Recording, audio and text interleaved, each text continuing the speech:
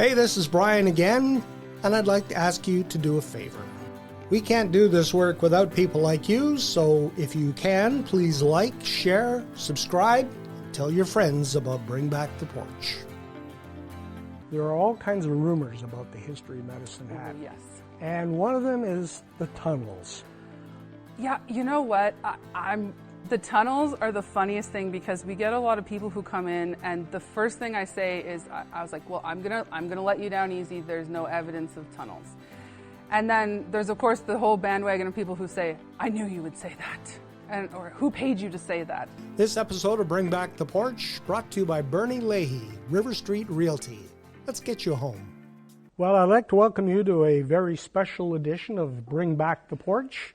As you can tell, we are not on the porch. We are in the Esplanade Archives reading room for the first edition of what I hope will be many episodes of Echoes from the Archives.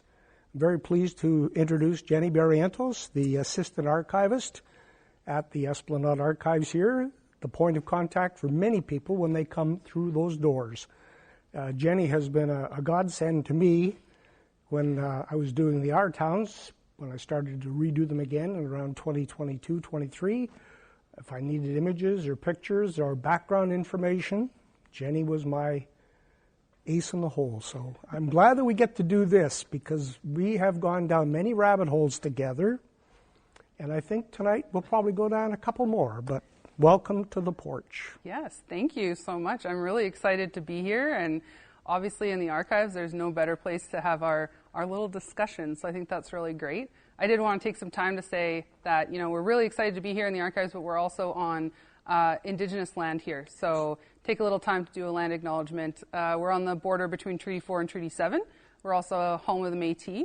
And more importantly for me is to talk about the local connection to the history and to the land. So the Indigenous people being stewards of this land is really important to me. I've learned a lot about Medicine Hat's history, and a lot of it has to do with Indigenous people, specifically with Saratoga Park. So yes. We have a really wonderful, long-standing history of a Métis settlement down in Saratoga Park. I kind of wanted to start off with a little bit of a land acknowledgement here, and also to discuss about some really exciting history and some really cool stuff that I've been talking about. There are so many stories hidden in the archives here. I've tried to tell as many as I could, but maybe we can touch on a few of them tonight. And there's one individual that you wanted to start with. Yes, for sure. So I actually, it was one of the most serendipitous times that I had in the archives. I think it's because it seemed so mystical and magical at the time. So for me, I got a question from Lorraine Marshall, actually. And so she came into the archives reading room and she asked me, she had been out at the Ross Glen Park. So there was a park there and it's named Harriet McCready Park. So Lorraine came in and asked a question, as people always do to me. And she said, who's Harriet McCready? And I said, I'm not too sure. I will look into that for you. So I went, I did a lot of research, I found some information, I shared that with Lorraine, that was really great, so we talked more about that. And Harriet McCready, or McCready, it depends on who you ask. The Métis names can get a little tricky with pronunciation, but it is an Irish last name, so McCready. So she's a Métis woman. She lived in Saratoga Park, and she was a philanthropist, so she was a big donor around Medicine Hat. She actually donated the park equipment at Riverside Park. So there's a lot of things there that are really cool about her. And so I told Lorraine and shared this information. And then the next day, a fellow walked in and he said, I'm looking for information about Harriet McCready. And I said, of course. Did Lorraine send you? And he said, who's Lorraine? And I was like, okay, well, I actually have a bundle of information about Harriet McCready. I can give you all of this information. And his eyes kind of welled up and he was like, this is so important to me. I did not know any of this information, and we're related. And it's a situation where he didn't know that he was related to her. And so he found out also, after all of this information, he found out he was Métis. So he did not know that either. Mm-hmm. So this kind of solved a 64-year puzzle for him. And this was all it was one after another. I just thought, what are the chances that one person would come in and ask me a question, and then the next day, unrelated, another question? So we were able to share all this information. It was wonderful. I loved it. I actually went on the Saratoga Park trolley tour, and I saw him again. I was sat down on the trolley, and I was already ready to hear all the stories of Saratoga Park, and I feel this tap on my shoulder, and I turn around. I was like, oh my goodness. It was him, and we hadn't even planned it out at all. I thought, this is just magical. I just thought it was wonderful. So I shared a picture here of like Harriet's there and Henry Acres in the center. So Henry Acre was the last resident of Saratoga Park. So his house was torn down in 2010 after he moved out, or was taken out of Saratoga Park, if you will. And so he was there, and so he's related to the McCready family. So it's actually kind of all serendipitous how it all came together. So I wanted to just mention that because I just thought it was so, it just really reminds me of how all these things in Medicine Hat are all connected. And it was really exciting to me, and I remember the look on his face. He's like, who's Lorraine Marshall? I was like, why do you want to know about Harriet McCready? So it's really interesting, yeah. Sometimes the stars align. Exactly. And I think we have a picture up there, too. Yes, we do. It's very cool. So it's a really interesting piece how all of the people were all connected. And it just, I feel this like presence in Medicine Hat. Like sometimes people always want to talk about haunted things. Don't get me wrong. I love stuff that's haunted. I have a file actually at my desk. I call it the X-Files. It's like a little purple folder. I shouldn't say little because it's actually ginormous. And I put in anything that has any strange little piece. I photocopy it, I put it into the folder. And I'm like, I can't wait for the day that I'm going to archive this. And they're going to be like, I can't believe that there's something called the X-Files. I was like, oh, yes, here we go. So, yeah, I put these little bits and pieces into there. And so I feel like Medicine Hat is so interconnected. Like all these different things, it's more of like an interconnectivity than it is haunted. But, you know, there are some pieces that are maybe a little haunted here and there. Depends. There was one story that you shared with me about the former graves that were on the side of Scholten Hill. Yes. There actually is a clip in the archives of a woman talking about how her grandmother said that when they walked by those graves at night, you could hear a baby crying. Yes, that's Daisy Laguerre, and she's a Métis woman who also lived in Saratoga Park. And we have that oral history. We're very happy to have some Métis oral histories available in the archives that you can listen to, so you can still listen to that. And those graves are so interesting because they're kind of one of those things that everybody kind of knew that there were burials there, but nobody really thought too much about it. But then once there was a lot more of the building in Medicine Hat, so they did, Scholten Hill and those sorts of areas, and then graves became unearthed, and then it kind of rocketed into the spotlight to talk more about these graves and these burials. So, yeah, very interesting. Strange requests you get, and you get a lot of them. Oh my goodness. You told me many stories about how you sometimes get a request about something and it leads you down a path that you did not expect to go on. Yes, and it definitely feels like it's somehow is all connected somehow, and it's like I sometimes tell these stories and I feel like people just won't believe me because I'm like, you won't believe what I heard at work today. But people come in with these questions. Like there was a lady who came in and she felt like her house was haunted. So she swore up and down her house was haunted, and she's like, I'm in Southridge, so I need to find out the information about my house. I was like, okay, well, Southridge, a little bit not as old as maybe you would think. So that was difficult to go try to figure this out. And I'm looking through all this stuff, and I'm trying to gather information. I can't find anything that seems haunted about this house. And then I said, well, it looks like the old owner of the house used to work at the IGA. She's like, oh, okay. And she kind of leans forward, and I'm like, okay, so this is somehow interesting to you. I was like, okay, well, I'll look more into this fellow. So then I look into it, and I was like, well, it seems like he was involved with some sort of, and I was like, I'm sorry, I have to read this to you. A toxic watermelon? She's like, oh my gosh, yes. I was like, yes? And she's like, yes, tell me more. Okay, yes, so there were toxic watermelons. She's like, this is all making sense. I was like, I'm glad it is to you. And so I told her this story about how there was watermelons that were at the IGA and they were sold and they were toxic, so they had to be taken away and tested, and it was a scandal that had happened. And she said that, yep, this makes total sense to me because every time I have a watermelon on my counter, it rolls off and it falls. I'm like, right, yes. And she's like, so the haunted watermelon. I'm like, yes. Yes, I'm glad I could have been there for that. And so I printed her the paper of the haunted watermelon and I gave it to her, and she was happy. She was like, I'm going to plant watermelon seeds in my backyard to appease him. I'm like, fantastic. He's not dead, but that's okay. Go on with your stories. So yeah, it's some of the questions I get are very interesting, but there's everything here that you can find, and it's kind of like going down that path as we go through. Yeah, and you never know where it's going to lead you. Definitely not. I got a phone call, and this person came, and he was phoning from the United States. And he phones, and the first thing he says on the phone, he says, "Don't hang up." I'm like, okay, this is starting quite strange.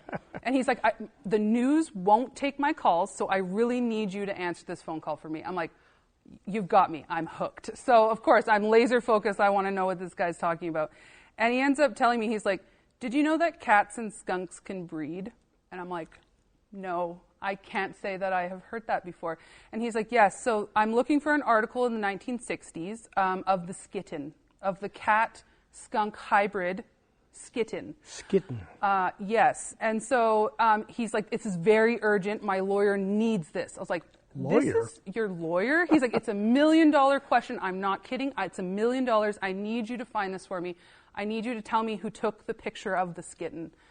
It's like, I will absolutely do my best for you. And I'm like on the phone, and my colleague Philip kind of pops his head out of his office, and he kind of whispers, "Is everything okay?" It's fine. So then we go down, and I try to find, and lo and behold, there is an article about the skitten. They found this in Redcliffe, of all places. They found the skitten, and they took a picture of it, and it goes into the newspaper. And I said, yeah, I found it. I can email it to you. He said, oh, you're a doll. I love that. Perfect. And so I send him the article of the skitten. He's like, now the person who took it, Mr. Brewster, took the photo. Can you tell me if he's dead? I'm like, okay, what does that have to do with the story? And he's like, well, it's about copyright. So it matters to me if the person who took the photo, if he died before 1974, it's free and clear of copyright. I'm like, all right, yep, for sure. So then, of course, now I'm looking up grave markings to try to find if this fellow is dead, and all of this because of a skitten. So he did die before 1974. So the skitten is free and clear of copyright, and so we have gone and given the permissions for it, and the picture of the skitten lives on. So. But did you get a cut of the $1 million? I can't say. I'm legally obligated. That's no, a secret I didn't. that will go to your grave. I can't then. accept gifts. But yes. no, he did send me, over the phone, he said he sent me love and light to myself and all of my ancestors. So I felt very like that was enough for me. Yeah, that was a very interesting question I got. There are all kinds of rumors about the history of Medicine Hat. Oh, yes. And one of them is the tunnels. Yeah, you know what? The tunnels are the funniest thing because we get a lot of people who come in, and the first thing I say is, I was like, well, I'm gonna let you down easy. There's no evidence of tunnels. And then there's, of course, the whole bandwagon of people who say, I knew you would say that, or who paid you to say that, you know. I'm like, well, no, honestly, it's kind of one of those stories where we have a lot of things in Medicine Hat, but I don't really think we have the evidence that I can give you about the tunnels. There were a lot of underground things, like I did find some underground bathrooms at City Hall. Yes. As I was looking through some pictures. You could see some pictures, and apparently it was underneath the sidewalk in front of City Hall. So there was a panel of the sidewalk that they would lift up, and then under there it would be stairs that led down to a set of bathrooms. So that, but then of course people say, underground bathrooms, underground tunnels, it's a logical conclusion. But not so. No. So as far as I'm aware, there's nothing that would indicate that we have a series of tunnels beneath, but we were where we are in the Esplanade. There used to be a post office. Down below us here. Down below us. And so below us, there was a post office. So there was also what they call the bunker. A lot of people call it a bunker. It's not, in fact, a bunker. It was a civic defense hospital. So basically, it was an overflow hospital. So the idea of that was if something were to happen to the original hospital, they were able to then use this as overflow. So if there was catastrophic nuclear events, they would use the overflow hospital. And it's really like we have a picture of it. We have one picture of it. Thank you to Tim McShane for sending that to us. And it's not very exciting. But it was something that very few people knew about. That is true, yes. And unfortunately, when we got to it, and so the post office was getting demolished, there was really nothing really left there. So it used to have cots and maybe like some medical supplies and things like that. But by the time that we were able to get in access to it, I say we, I wasn't there obviously, but it was emptied out. So it was pretty much an empty hole with nothing in it. So it's not as exciting as the bunker. And of course, people then say, oh, sure, there were tunnels that led from the bunker to the hospital to the, and no, not as far as we're aware. Yeah. So I was asked that question once, and I went to a longtime resident, Jim Sharp, because his store was Hutching and Sharp on 3rd Street. Yes. And I asked him, and he said, no. He said, I've never heard of anything. Although he said there was a door between his building and the one next door that allowed them to go back and forth. And he also heard a story, too, that once upon a time, city workers found a vault on 6th Avenue and 3rd Street that appeared to have been used for probably card games or, illegal drinking, that type of thing, because there was some empties on the shelf there. But that's as close to being a tunnel story as I can give you. Yes, and I heard that there was a boxing ring below the Corona, because the Corona used to have on the side of it, there was a theater. So, and it actually looked exactly the same as Monarch Theater, the old style, with the arch and everything. It was modeled exactly the same, but it was on the side of the Corona. So the theory is that, it would have angled downward because it was a theater. So then when the theater was removed, they then used it for other, possibly a little bit below seedy areas. And so they used it for a boxing ring, and apparently it was a horse stable for a while as well. So, but not necessarily a tunnel, maybe more of like a reusing of some space, I think. So. And I think I heard a story too that also at one time was used as a bowling center. So yes, exactly. I'm sure it would have been great to roll your ball right down downhill, right where the theater used to be. Yeah. So, and a lot of that old infrastructure of Medicine Hat, it's too bad that it's gone now. That arch of the Monarch and the Corona, those are so beautiful. We do have pictures in the archives, and so a lot of the time with these photos that we have, it's a lot of our online access that you can see. So if you want to take a look through that, I always love to talk about our website, because sometimes people do come in and they go, I'm really looking for a photo, and I'm looking for a photo of Finley Bridge. And I go, yep, we got hundreds of them on our website. And they go, what website? Yeah. So we have over 100,000 photos scanned available on our website. So 100,000. 100,000, yes. I've probably seen all of them. You may have. I feel like out of anybody, you might be through them. So yeah, you can click through, grab some popcorn, and go through all the photos of Medicine Hat. There's Mort Fulton on an ostrich. There's everything you could ever think of. Morton Fulton. Yes. What a wonderful guy. Yeah. Very strange. But yes. So yeah, that's kind of our excitement of all the photos of Medicine Hat. But you have a photo that I love too, with I like to call it the old-timey Photoshop. Yeah. I think we have that one up there. Yes. That photo there is one that I giggled at the first time I saw it, because you look at the young boy and the lady. Yep. They are obviously been pasted on top of a picture of where the original ballpark was. At the end of the bridge there, the CP Rail Bridge. That's about 1910. You can see the water pipe in the picture. You can see the old armory. And there's another shot taken, of course, when the ballpark is there, which is... I always found it interesting why they put it over there, but that's where it was. It was I think they called it the exhibition grounds as well. Yes. All kinds of different things. The troops from the First World War would parade there as well. In that picture, too, you can see across the river there the long building. Yep. That's the old curling rink. Yes. Yep. And that's where Maple Avenue Bridge is today. Yes.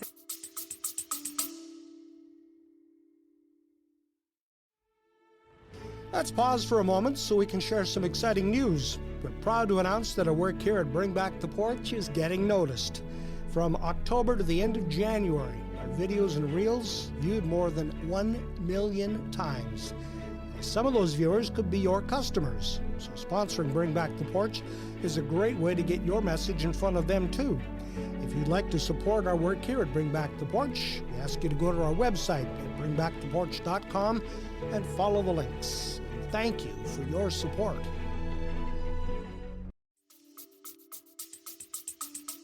Exactly. I've looked at that photo for numbers of different reasons, and you can zoom into different pieces and parts to try to get some different answers. Like, we were looking for some old gas wells. That's a big thing that people use old photos for.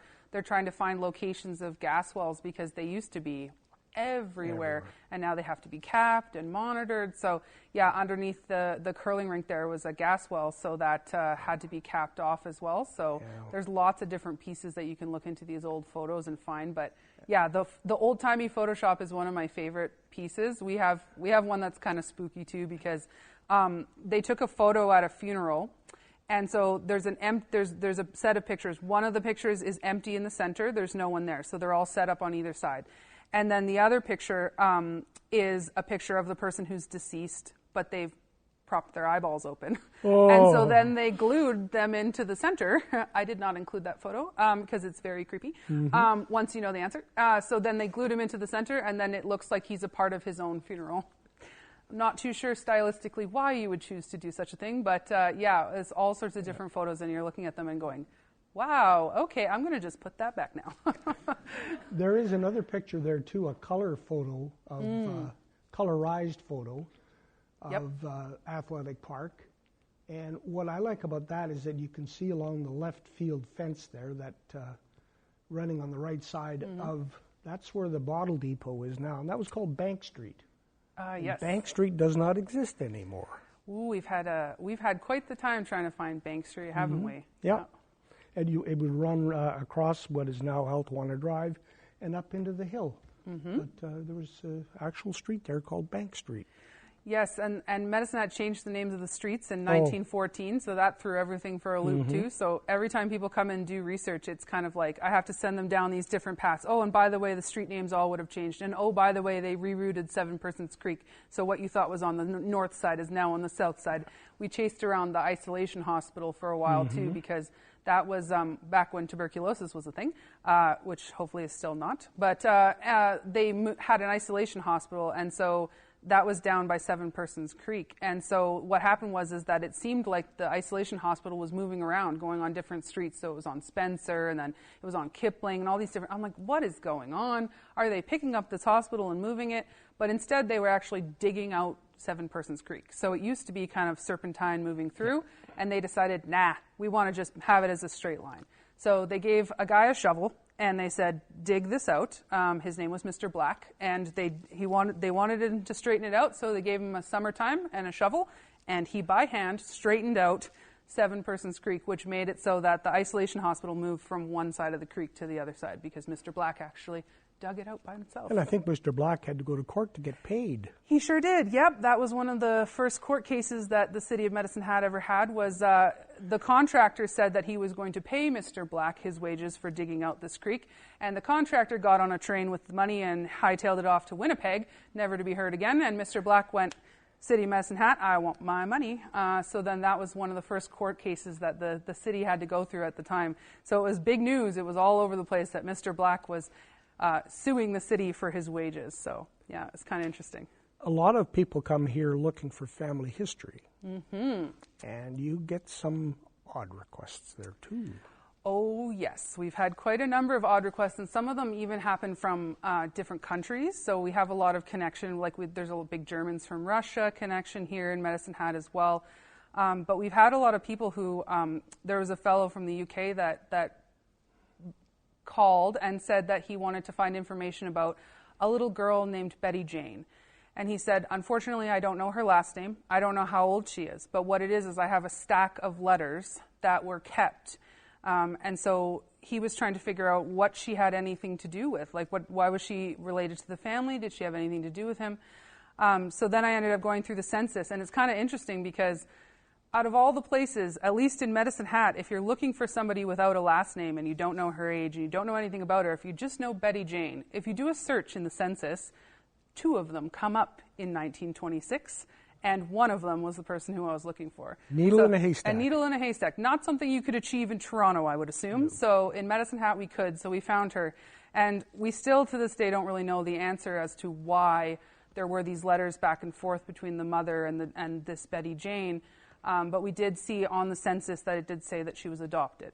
So the idea is possibly that during the war they often sent children from the UK to try to keep them safe, so they sent them to Canada. So it's a possibility that she was a war child that was sent over to be safe and possibly never went back over. So And then as I was doing this question, I looked over, and one of the a donation that we had, and it was just sitting on the edge of my desk ready to be processed. It was something about somebody who was a boxer. And it ended up that was her adopted brother. And it was completely unrelated to what I was looking to. I was just like, okay, so there's this boxer here just doing this processing, and then it happens to be her adopted brother. It was just like, so there are strange. Ghosts here in the archives that are putting things together for you. I know. I feel like it's all connected, and it's the haunted watermelon all over again. Like, it's just like, it works out perfectly, and if it's meant to be, it's meant to be. Yeah. So. And you had one fellow walk in here one day with some DNA.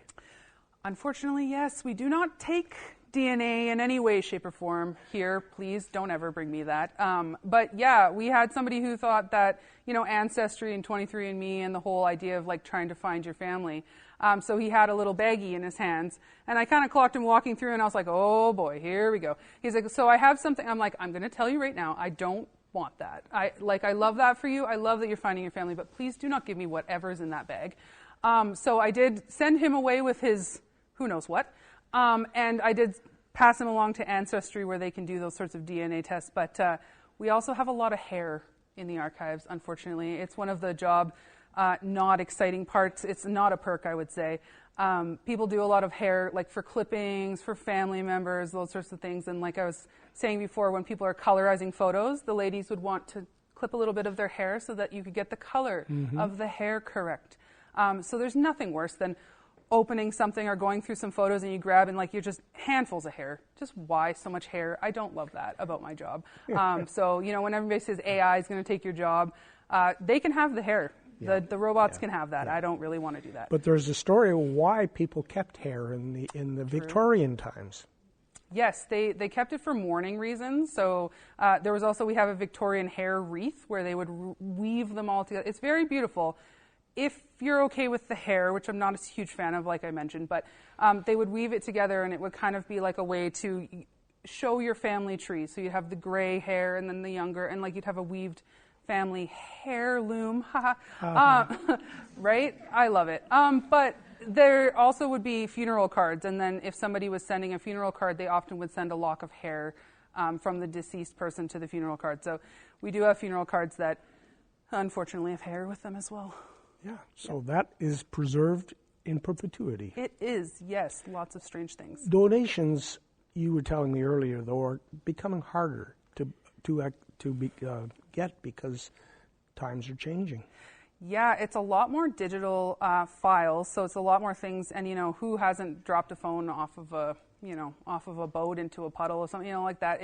It's kind of hard for people to keep their digital assets together, and also the fact that it's just the amount. So if somebody's going to come and they're going to donate their photos, it used to be a selection of a few here and there, and now we're looking at 10 terabytes of information that's on a hard drive.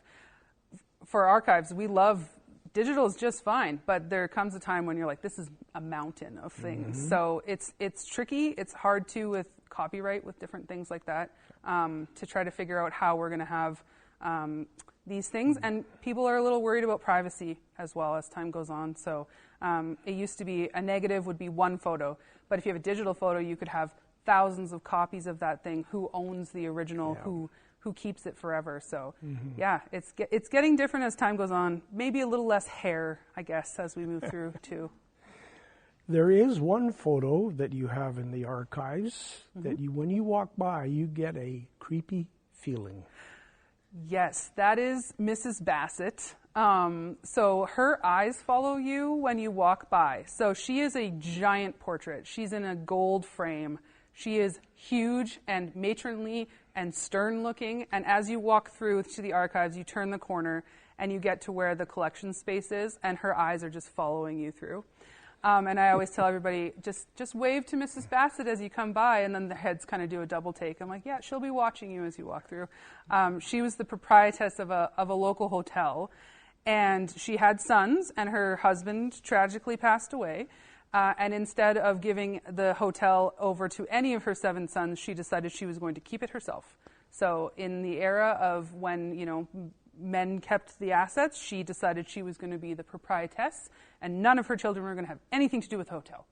So she has this very stern portrait of herself, and we have a photo of her, and she's leaning against a piano, and she's in this beautiful, ornate, Victorian-style hotel room that was at the Cause, and she is sitting in front of the giant portrait. So we have the portrait of her on film, and with the portrait of her painted behind her. So she very much loved that portrait. And she follows you with her eyes as you walk through the archives. And you always say, hello, Mrs. Bassett. I do make sure I say hello to her. I'm a little concerned that if I don't, she's going to notice. So, yeah.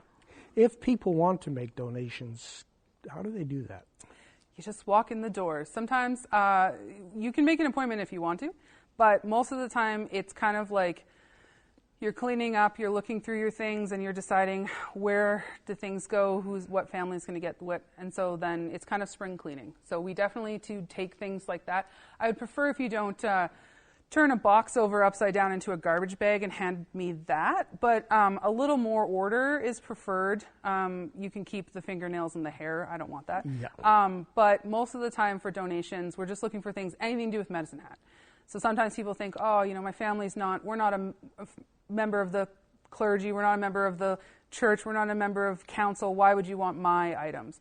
But that sort of like really organic history is super important for Medicine Hat to know that the people who were here that were hardworking, let's say your family worked at Medalta or you lived in the flats, those are things that are still really important for us to take care of. We always love seeing people of color, Indigenous people, their histories are super important. Sometimes marginalized communities feel like they don't have a space here, but we definitely love to take things that are related to those sorts of people and how to see how they live their lives in Medicine Hat. The objects from everyday living all tell a story. Yes, we love those sorts of things. We have some really cool stuff in the museum as well that really shows the kind of connection between the everyday and Medicine Hat. I love it. We're going to take a pause here now for a few minutes, and when we return, if you remember the old Tonight Show with Johnny Carson, they used to have a segment called Stump the Band, where they would the audience would try to come up with a song that the band couldn't play. We're going to have our own version of that called Stump Jenny. So we'll be right back after this. Hey, this is Brian again, and I'd like to ask you to do a favor. We can't do this work without people like you, so if you can, please like, share, subscribe, tell your friends about Bring Back the Porch. Okay. And we are back now with the section that we are going to call Stump Jenny. And some of these questions actually, I think, are play off of what we were talking about a little bit earlier. Okay. We were talking about Bank Street. Okay. And someone says, were there banks on Bank Street? No, there were no banks on Bank Street. It was mostly on the side of the coulee, so it's access from Crescent Heights area down to what I guess is now Altawana Drive sort of area. The riverbank. Yeah, the riverbank. So we did have somebody who was definitely sure that Bank Street was about their Mr. Bank, their great-grandfather. It was not, in fact. It's more of riverbank than anything else. But no, there were no banks on Bank Street. Okay. This is a related question to that. There was a house on the right-hand side of Altawana Hill as you drove up the hill. Okay. For years, the white and purple-like bushes blossomed, and you could see the remains of the house, too. Whose house was it? Oh, okay. I do know those lilacs are still there, and the house would have butted up right at the end of near where the railroad tracks are. Whose house was that? I don't know. We'd have to look in the Henderson directories. The Henderson directories. Oh, the good old Henderson directories. That always will tell you. Though that does get tricky when you're looking for something that's been torn down. It's very difficult to try to find something. When you don't know what year it was torn down, you basically grab a book of the Henderson directories and hope for the best. So. Okay. Question, can people come and look at your X-File folder?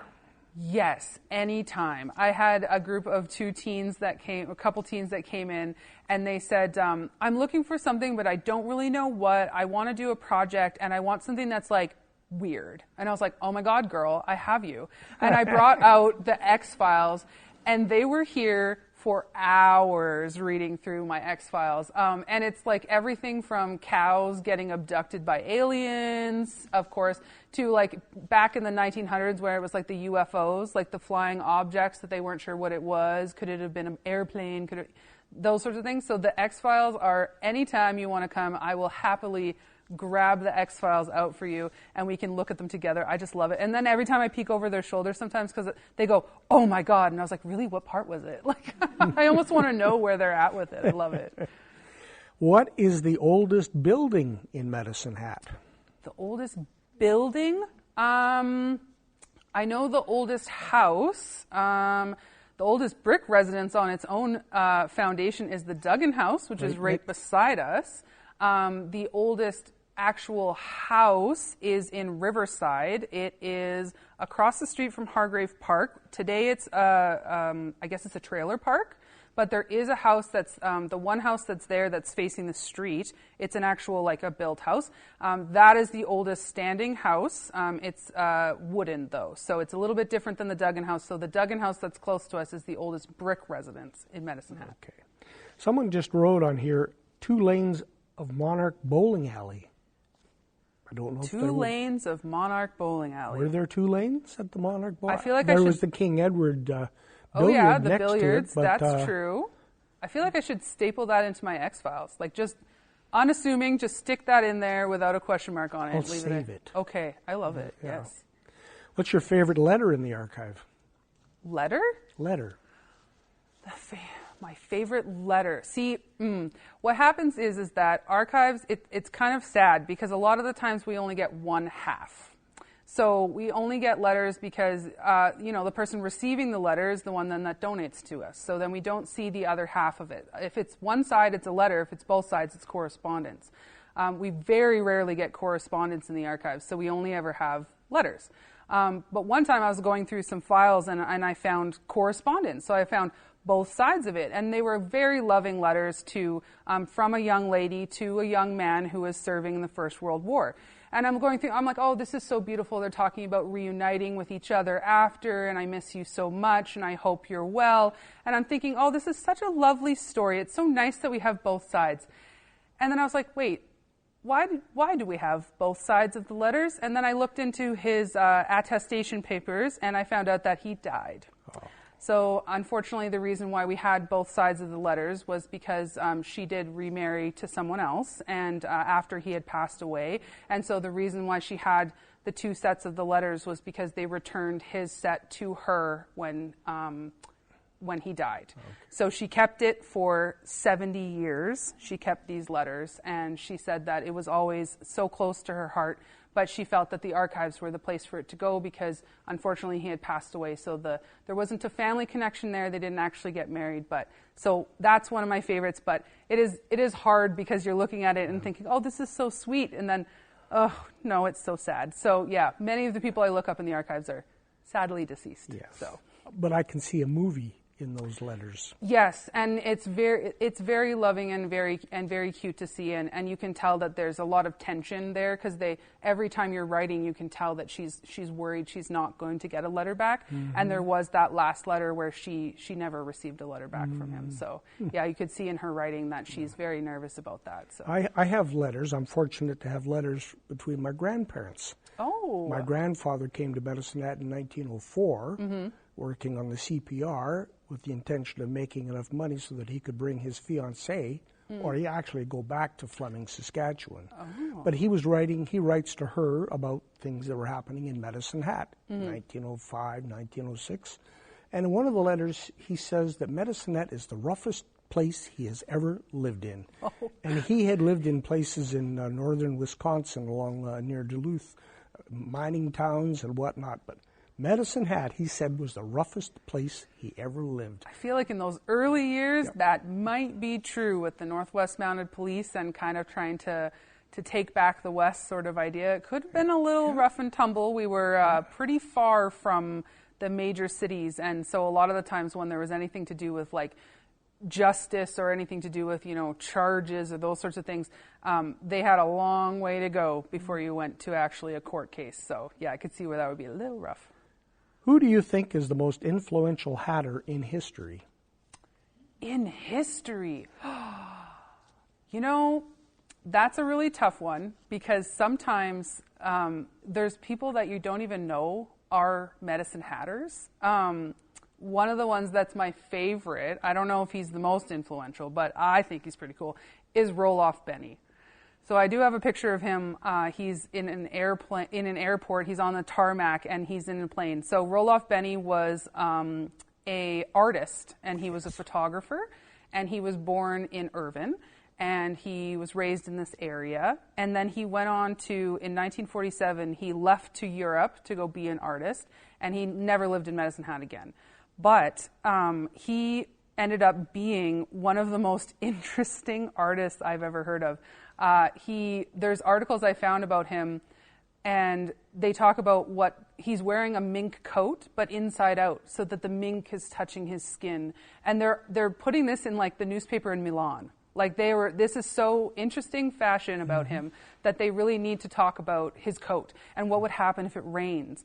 And he lived in a 12-room apartment building overlooking the Tiber River in this very interesting place. And it's one of those places where it looks like exactly like what you would think a very strange, eccentric, odd artist would live in. And they said the headline of the article says that Benny lives in a 12-room mansion with manservant and husky, like the dog. Huh. I think they were talking about a dog instead of the manservant. I'm not too sure, though. And they go on to talk about him, and he ends up being one of those really interesting characters. And he wrote a book. He did many art books, and one of them is a book about Iran. And it's called, it's about the destiny, and they're talking about all these different things about it. And it was really brought to my attention because this person comes in and he goes like, do you have a funding problem? And I go, oh, I don't really think so. And he goes, well, I have a funding solution for you. You're going to do an exhibit on Roll-Off Benny. And I was like, okay. And then he goes on to tell me, he asked me if we have the negatives, the Iran negatives, and I said no. And he goes on to explain this very strange story of Roll-Off Benny to me. And he said that Roll-Off Benny took the last photos of the king of Iran. So the Shah of Iran was a very influential figure, and he was deposed, and Iran went and collapsed mostly after that. But Roll-Off Benny took portraits of the royal family and took portraits of the queen in shorts and a t-shirt, like just these things that you wouldn't think that an artist would be taking photos of. And so Roll-Off Benny ends up being a very well-known photographer. And when he passes away, his estate is worth over $12 million. And he's this, photographer, this artist from the Medicine Hat area. So I would say he is one of the big ones for me. I think he was a very interesting fellow, and very quirky and strange. And you just kind of wonder, how did someone from Medicine Hat get to this level? But yeah, he went and did a lot of influential things. I think he's probably one of my favorites. We have a lot of his books, and then I bought a lot of his other books because I was like, this is so interesting. So yeah. Roll-Off Benny lived up on the hill, yes. And my grandparents had a garden on the hill on Belfast Street, and when he was a young man, he used to come and sit in the garden and paint the flowers. Oh. Do you think he would have given my grandparents one of those? No. Oh. Well, you'd be a millionaire if you would, so maybe you wouldn't be a part of that. But yeah, and I did another event where I was doing a talk at the Provincial building, and out of nowhere, I just look up and I'm like, that's an original Roll-Off Benny. And it's just hanging in the conference room.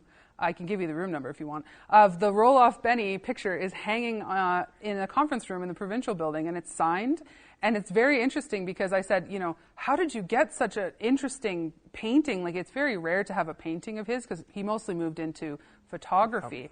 And the people in the building were like, I don't know. I'm not sure how that got there. I don't know what it's from. We don't know why we've had it. And I was like, okay, give me 5 minutes and a crowbar, and I will solve all of your problems for you. Because if you don't know why you have it, you probably won't know if it's missing. But yes, they're very interesting artworks, and I only got to see that one in person. The Esplanade does own a couple original Roloff Benny paintings that you can take a look at too. But a lot of his are very black and white, very stark. And then he moved into photography. So I would have loved to see some really bright oil paintings or flowers. That would have been really neat. Yes, I wish we had those pictures of the flowers. If only. But sadly lost to history. What is your favorite thing that has come across your desk recently? The favorite thing that come across my desk recently? Oh boy, that's a good one. Not hair. No, preferably not hair, though that has actually come across my desk recently as well. Let's see. I think probably it would be, we had some interesting requests about like genealogy. I think that's really fascinating how far people can go. And we had a very interesting fellow who came in and was doing a lot of Métis history. And just watching people's eyes get wider and wider, the things that we have in the archives is so interesting because they think, just bring me out everything you have about Métis history. And I said, do you have about a week? And he goes, a week? I'm like, yeah, you'll need about a week. So we have a lot of very interesting Métis history that has been captured from, the oral histories, like I mentioned about Saratoga Park residents and things like that. So I brought out all of these things, and just watching him be able to go through this and find these different stories was so fascinating to me. He's such an interesting fellow. And then to be able to have all of these pieces that we have available to the public that they can look through, I really loved that. And I thought it was really interesting how it was connected to Canada as a whole. You can find a lot of things about, the Red River area in Manitoba. Like you find all these different places that are also reflected in places in Medicine Hat, especially from people who moved away and came back here. It's either that or anytime anybody asks me about the POW camp, then I go, do you have a couple days? Because it's like we have stacks and stacks of information about the POW camp. And or SFTS, that's another one that people are really interested in. I think you have a couple really cool pictures of SFTS stuff. We do have some pictures there of some of the planes. I believe they were Harvard's. Yeah. Jim probably will know. Jim Marshall sitting in the front row. Oh, yes. He'll know. The pictures are taken in the Avro Anson, I think, was the other plane they trained in here. Yep. We nope, got... not that one. That's Roloff Benny, yeah. Oh, there he is. Yeah, he's in the center there with his beautiful coat on. Not a mink one, though, No. and not inside out yet, but... That's the ornithopter. That's the ornithopter. Oh, no. Jim told us the story when we were at the Monarch last week about this fellow who wanted to get this plane off the ground, and it never really got. I learned from Jim that they paid $5 for the pilot to pilot that ornithopter, and I think it was a tough sell. If you take a look at it, it does not look like something that would be getting off the ground. I call it the Spleen Crusher 2000 because just look at it. It's a terrifying contraption. It was run off of a motorcycle engine, and the wings kind of like flapped almost. So it was meant to be like I guess it was supposed to be a man-powered craft, and I don't really even understand why they decided that they were going to do this. But I eventually found out that the person who, Cadwell, who invented it, he ends up going back to Ontario, where he's from, and is trying to continue to fund this ornithopter plan. And they have it strapped in a car, in a train, and in a train car, and he goes in to go check on it because there's a slight crash, and it crushes him. So he died by getting crushed by the ornithopter, the very ornithopter that he had invented. So suffice to say, the plan didn't continue from there. But yeah, the ornithopter is a very interesting one. We added that onto the Esplanade Cup because I thought that was the most interesting, strange little tale. It is not something I would want to pilot or get in at all. The safety is non-existent. I love that he's wearing his beautiful dress shoes while he's in the ornithopter. It's not a safe-looking contraption, if you ask me. I think we do have pictures of the planes flying over Medicine Hat. Oh, yes. The bottom right corner there, I think, on the gallery there. There we go. Yep. Yeah. You can enlarge that. You can see the planes in formation. Yep. Over the southwest hill. Yeah. Great shot. And there's parts about SFTS that I didn't realize, like they called it the aerodrome. And I did not realize that it was something that the federal government put together as a plan. And you could basically receive this pile of plans of how to build it, where to build it, what the schematics were meant to be, and all of the requirements. And the federal government would kind of give you this package. And then you would build the Service Flying Training School. So a fellow contacted us and he said, I found this trunk and it's all full of these plans and these blueprints, and it was for SFTS.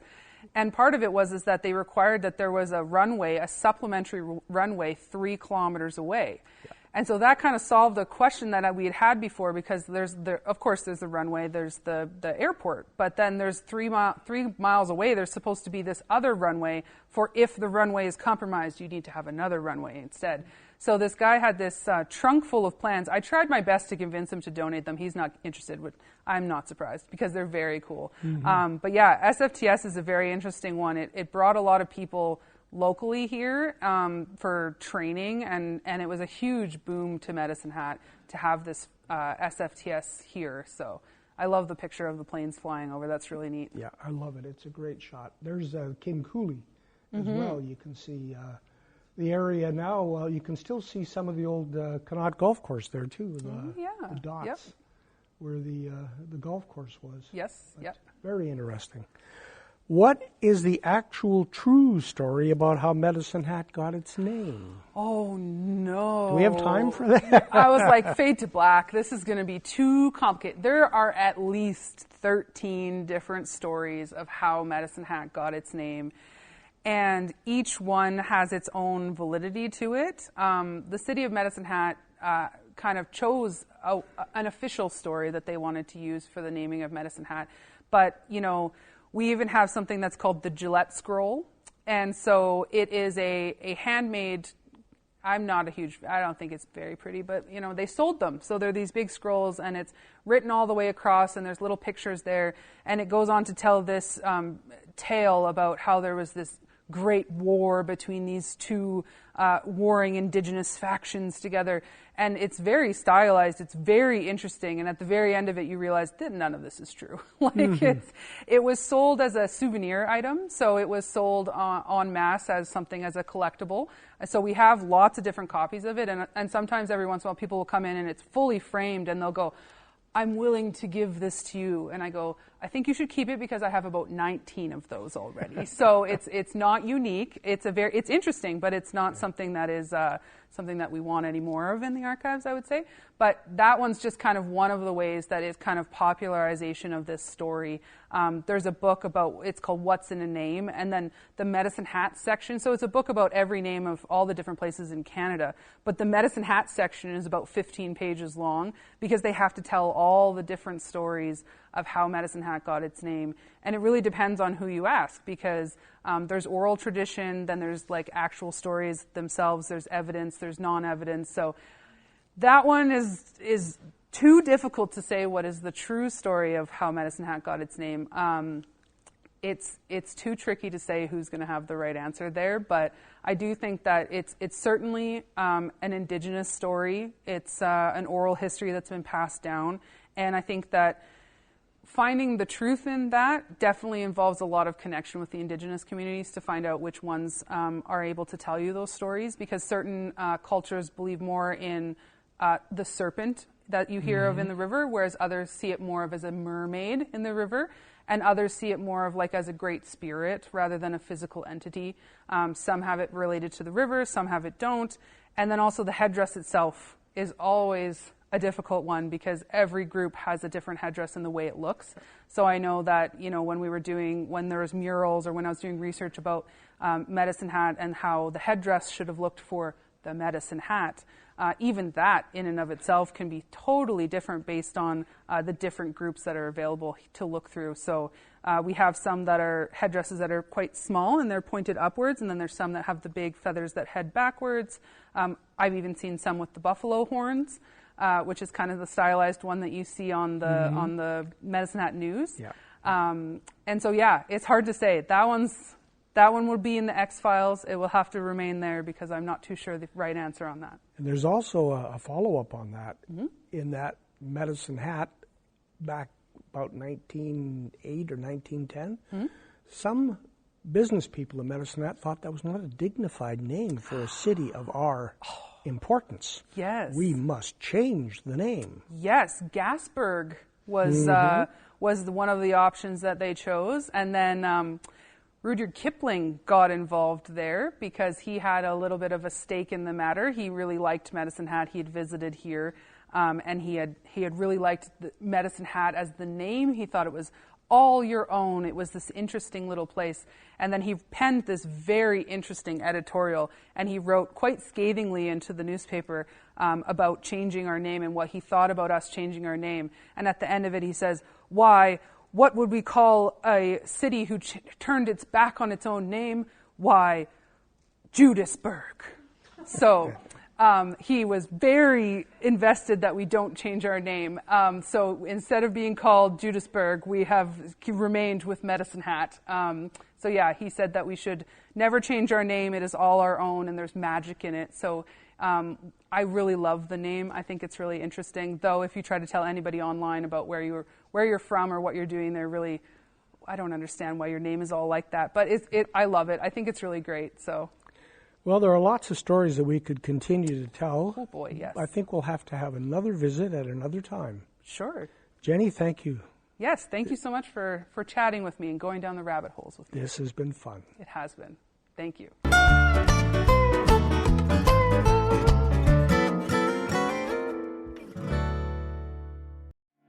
Hey, this is Brian again, and I'd like to ask you to do a favor. We can't do this work without people like you, so if you can, please like, share, subscribe, tell your friends about Bring Back the Porch.